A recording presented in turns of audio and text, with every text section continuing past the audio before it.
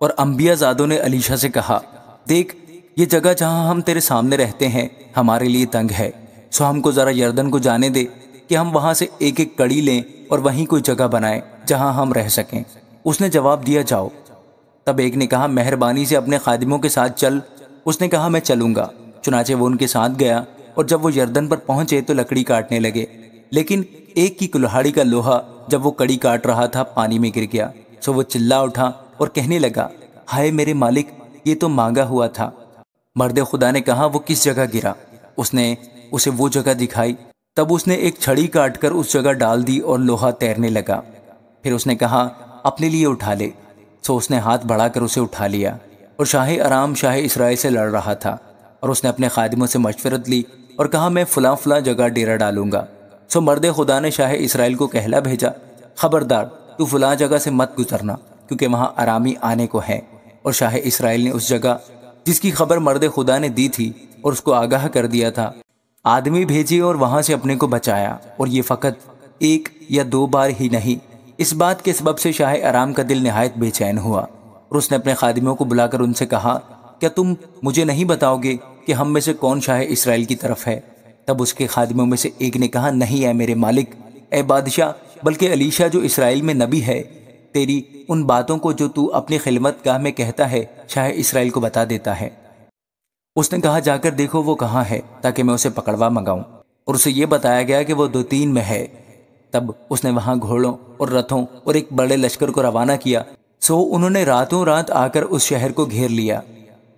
اور جب اس مرد خدا کا خادم صبح کو اٹھ کر باہر نکلا تو دیکھا کہ ایک لشکر ماں گھوڑوں اور رتھوں کے شہر کے چوگرد ہے۔ سو اس خادم نے جا کر اس سے کہا، ہائے اے میرے مالک، ہم کیا کریں؟ اس نے جواب دیا، خوف نہ کر، کیونکہ ہمارے ساتھ والے ان کے ساتھ والوں سے زیادہ ہیں۔ اور علیشہ نے دعا کی اور کہا، اے خداوند، اس کی آنکھیں کھول دے تاکہ وہ دیکھ سکے۔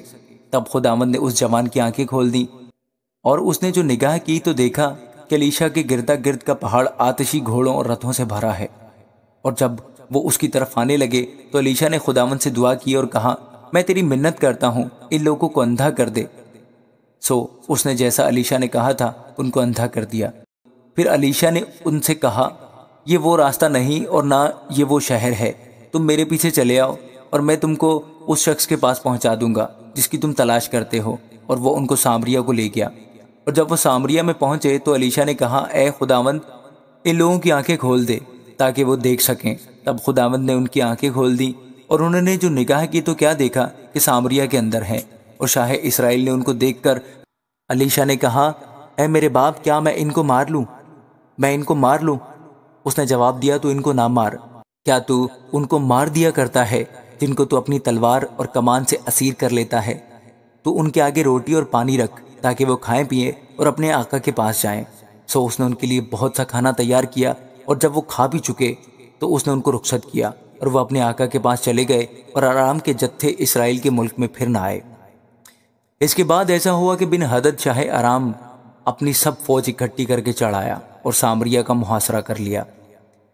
اور سامریا میں بڑا کال تھا، اور وہ اسے گھیرے رہے، یہاں تک کہ گدھے کا سر چاندی کے 80 سکوں میں اور کبوتر کی بیٹ کا 1/4 پیمانہ چاندی کے 5 سکوں میں بکنے لگا۔